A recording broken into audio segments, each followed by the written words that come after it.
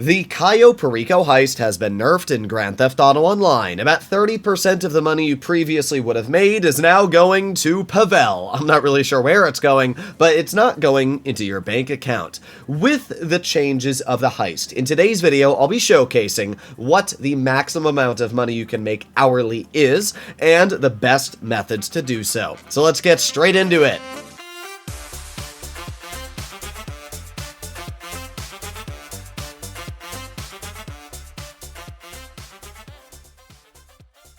Videos like this take a lot of time and effort to put together, so if you like the videos and you want to see more similar in the future, please consider smashing that subscribe button down below. About 80% of you that watch this content aren't subscribed. Before the nerf to the Cayo Perico heist, you could earn around $1.8 million hourly. That's actually an insane amount of money. Obviously, there are variables that would affect how much you could make, like how fast you could complete the missions and what target you got, what difficulty you were doing the heist on, but still, $1.8 million an hour, that's quite a bit. Today's video, I'm going to be showcasing how you can make $1.5 million an hour. That's still a pretty decent chunk and more than you're ever going to need to start your money grinding day. You're going to go right to your Kosatka and start up the Cayo Perico heist. Yes, I know that the heist is nerfed and a lot of people are bummed about it, but it is still one of the most efficient ways of making money, especially if you're a solo player.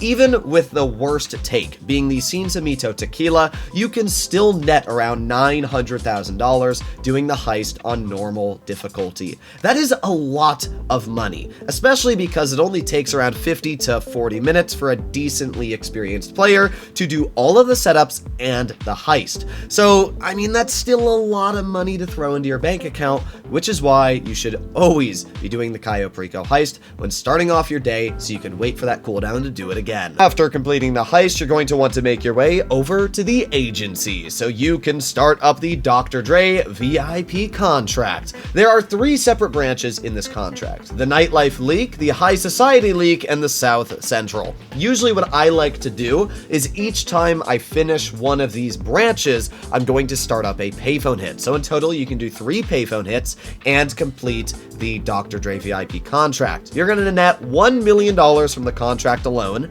and an additional $255,000 from the payphone hits. It should take you around an hour and a half to perform the VIP missions paired with the payphone hits, and it's going to net you $1.25 million.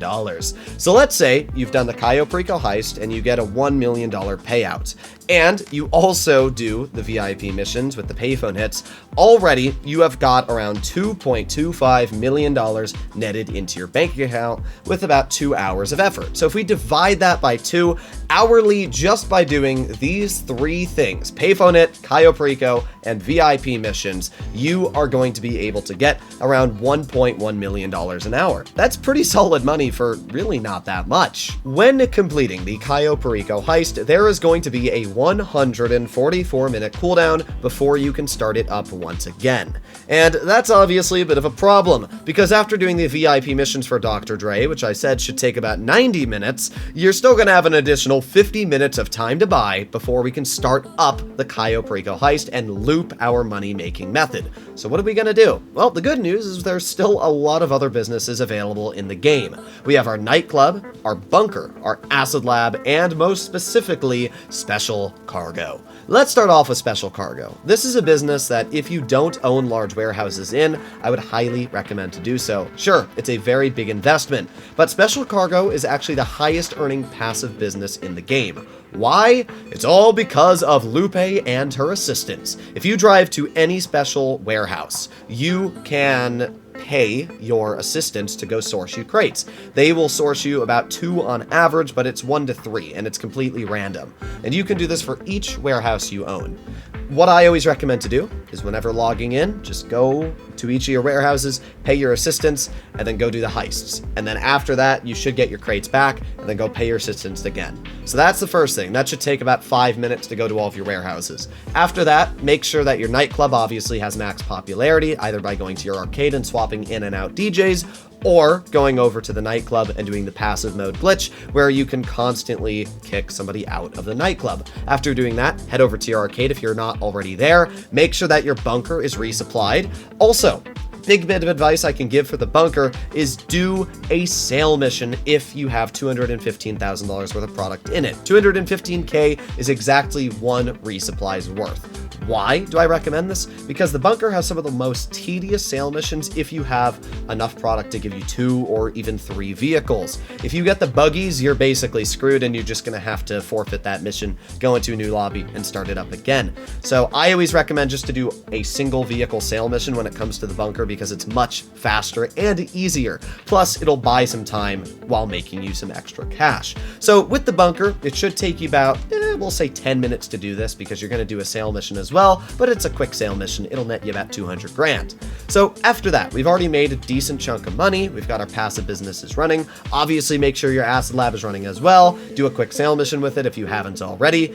And if you've got any time left after that, I recommend just to do a couple payphone hits in between the sources. This should easily eat up about 50 minutes of time. And if we add up all the income these passive businesses make together, it's going to be around $400,000 an hour. That's actually really solid. And if we add that to the already $1.1 million an hour we're making with our Cayo Perico Heist and VIP mission for Dr. Dre, that's a crisp 1.5 to probably around $1.6 million you can make every single hour in Grand Theft Auto Online. It's not as much as it used to be, but to be honest, 1.5 mil is still a heck of a lot of money. To put into your mind just how effective of a money-making method this is, let's say you're a person who's busy and works all week, and you only have weekends to play Grand Theft Auto Online, and you don't have a crazy amount of time. Maybe you only play the game for 4 hours a day on Saturday and Sunday. Well, if you only spent 4 hours a day grinding this method for just 2 days a week, you would be able to net $12 million.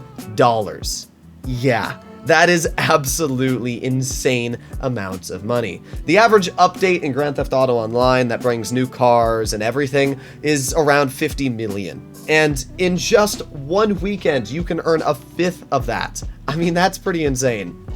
When it comes to my personal regimen on making money, I actually don't really run my passive businesses. I mean, obviously I keep them in the background, but I kind of forget about them half the time. I usually just do the VIP contract and the Cayo Perico Heist, and that's about it, because you don't really need to make much more money than that. I've got $115 million in my bank account, and I guarantee there'll be people in the comment section saying, well, I've got $10 bajillion in my bank account. And it doesn't matter. Once you've reached a certain amount of money, having more means nothing. You already have enough money to buy every car you want. Any update that comes out, you've got plenty of money to buy the new vehicles, and if you need to grind a little, you can. So I don't really feel like you need to actually try hard that much when it comes to making money, but that's just my personal advice. Don't sweat it. Just chill, have some fun. Don't ruin the experience by grinding so hard every day that you have nothing to work for when a new update comes out.